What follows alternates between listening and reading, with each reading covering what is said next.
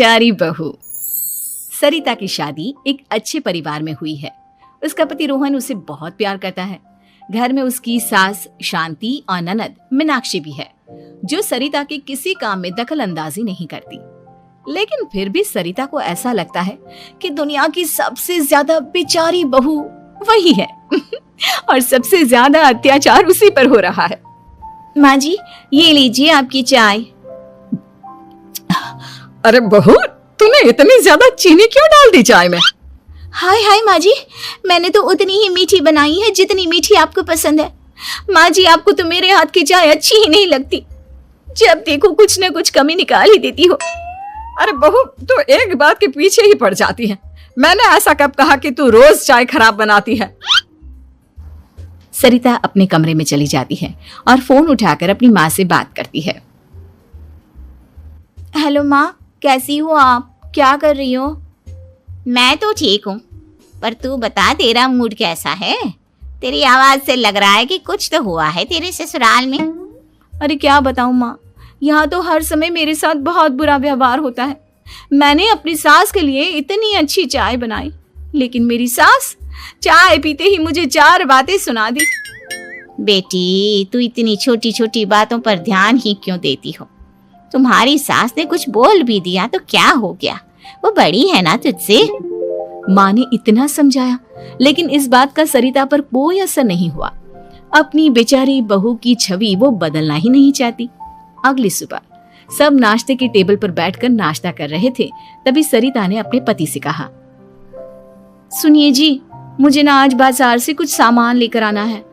आज आप ऑफिस से आने के बाद मुझे लेकर चलना ना। भाभी, मुझे भी कुछ किताबें खरीदनी है। आप दोनों जा ही रहे हो तो मेरी किताबें भी ले आना। लो, अभी तो बात ही की है बाजार जाने की, तो एक फरमाइश आ गई। माँ जी, आप भी बता दो कुछ, और हाँ, मोहल्ले वालों से भी बोल दो अगर वो कुछ मंगवाना चाहते हो तो। बेचारी मीनाक्षी अपना सा मुंह लेकर रह गई। ये सब देखकर रोहन से चुप नहीं रह गया और वो गुस्से में बोला, सरिता, क्या हो गया है तुम्हें? मीनाक्षी ने तो सिर्फ किताबों के लिए बोला है। तुम्हें मीनाक्षी से इस तरह से बात नहीं करनी चाहिए। माफी मांगो उससे अभी। क्या? मैं माफी मांगू? दिन भर आपके घर के काम करूं मैं, आपकी और आपके घर वालों की बातें सुनूं मैं, और अब माफी भी मैं मांगू? ऐसा कभी नहीं हो सकता। ये बोलकर सरिता वहां से चली जाती है। एक दिन उनकी पड़ोसन घर आती है। अरे सरिता, क्या कर रही है? और क्या करूंगी भाभी जी, बस घर का काम ही कर रही हूँ। आप बताओ कैसे आना हुआ? अरे मैं तो तुम्हारा हालचाल पूछने आई थी, लेकिन तुम तो बिजी लग रही हो। कोई बात नहीं, मैं बाद में आ जाऊंगी। और क्या करूं भाभी जी, जब से शादी होकर आई हूँ ना, बस काम ही कर रही हूँ। और इस घर में ना कोई मेरी कदर नहीं करता। पति है जो बस घर से ऑफिस, ऑफिस से घर। ननद को तो कॉलेज से फुर्सत नहीं। बची सास तो उनका सारा समय मेरी गलतियां निकालने में लग जाता है। अरे ये क्या कह रही हो सरिता? तुम्हारी सास तो पूरे मोहल्ले में तुम्हारी तारीफ करती फिरती है कि तुम बहुत अच्छी हो, पूरा घर तुम्ही ने संभाल रखा है। हाँ तो क्या हुआ, इसमें गलत क्या कहती है? सच्ची तो कहती है। मेरी मर्जी के बिना इस घर का पत्ता भी नहीं हिलता। शाम को जब रोहन घर आया तो उसने सबसे कहा, कल हम सबको मौसी जी के घर जाना है, उनकी बेटी की शादी है। सब अपनी अपनी पैकिंग कर लो, सुबह होते ही निकल जाएंगे। और सरिता, तुम कान खोलकर सुन लो, वहां जाकर किसी की बुराई भलाई शुरू मत कर देना, नहीं तो मुझसे बुरा कोई नहीं होगा। हाय हाय जी, आप तो ऐसे कह रहे हो जैसे मैं सुबह शाम सबकी बुराई करती फिरती हूँ। आज तक कोई कह नहीं सकता कि मैंने किसी की पीठ पीछे किसी के बारे में कोई बुरी बात बोली हो तो। अरे बस बहू, बात को और ज्यादा आगे मत बढ़ा। हमें सब पता है तू हमारे साथ क्या व्यवहार करती है।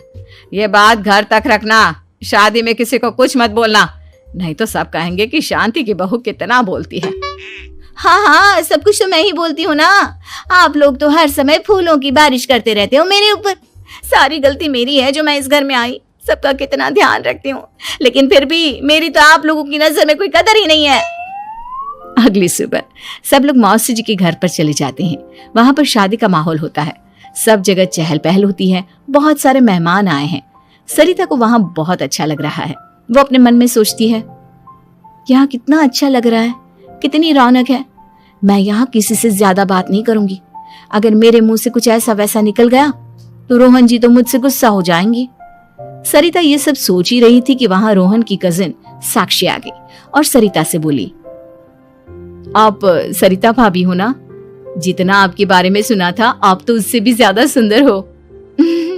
हाँ वो तो है, मेरी सुंदरता की तारीफ सब करते हैं। मेरे मायके में तो सब यही बोलते हैं कि रोहन जी की किस्मत बहुत अच्छी है जिन्हें मैं मिली। लेकिन आप कौन है? मैंने आपको पहचाना नहीं। मैं रोहन भैया की कजिन हूँ। आपकी शादी पर नहीं आ पाई थी ना, इसलिए आप मुझसे मिली नहीं कभी। शांति मौसी और मीनाक्षी आपकी बहुत तारीफ करते हैं। क्या कहा तुमने? मेरी तारीफ? कभी नहीं। मेरे ससुराल वाले कभी मेरी तारीफ कर ही नहीं सकते। मैं इतनी अच्छी हूँ, मेहनती हूँ, लेकिन उन्हें तो मेरी कदर ही नहीं। सारा दिन घर का काम करती हूँ, फिर भी मेरी सास ना मुझे सुनाती रहती है, और पति भी मेरी सास की साइड लेते हैं। ना कभी बाहर ले जाते हैं, ना कहीं घुमाने। अगर घुमाने के लिए कभी बोल भी देना तो उनकी बहन बीच में आ जाती है। मैं कैसे रह रही हूँ उस घर में, ये मैं ही जानती हूँ। सरिता की ये बातें सुनकर साक्षी को बड़ी हैरानी हुई। अब वो हर किसी के सामने अपनी बढ़ाई और ससुराल वालों की बुराई करने लगी। रोहन और शांति को सरिता पर बहुत गुस्सा आया, लेकिन वो चुप रहे। अगले दिन जब वो अपने घर पर आए, सरिता, तुमने क्यों सबके सामने मेरी इज्जत का तमाशा बनाया? तुमसे बोला था ना कि चुप रहना।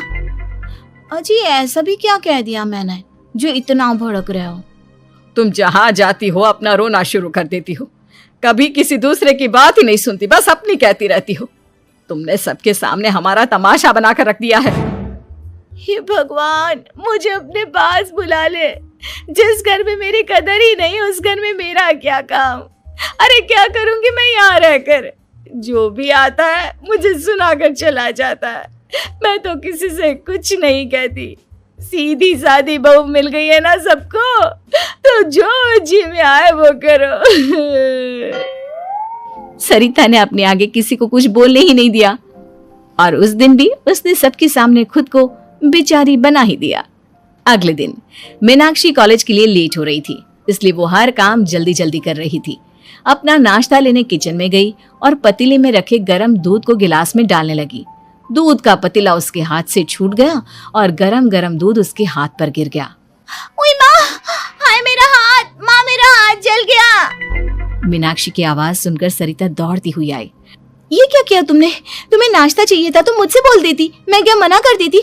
अब पता नहीं कितने दिन की मुसीबत पाल ली तुमने। सरिता मीनाक्षी को उसके कमरे में ले गई और उसका बहुत ख्याल रखा। उसका इस तरह से ख्याल रखना शांति और रोहन को थोड़ा अजीब लगा। माँ, सरिता के दिमाग का भी कुछ पता नहीं। कल शादी में सबको इतना कुछ बोल कर आई है हमारे बारे में, और अब मीनाक्षी की कितनी अच्छी देखभाल कर रही है। ये ऐसा क्यों करती है? बेटा, तेरी बीवी की ना आदत हो गई है सबके सामने खुद को बेचारी दिखाने की, और आदत इतनी जल्दी नहीं बदलती। जब ये बोलना शुरू करती है तो रुकने का नाम ही नहीं लेती, इसलिए इसे पता ही नहीं चलता कि ये किसके सामने क्या बोली जा रही है। लेकिन दिल की बहुत अच्छी है। हमें भी अपना दिल बड़ा करके ये जैसी है इसे स्वीकार करना चाहिए।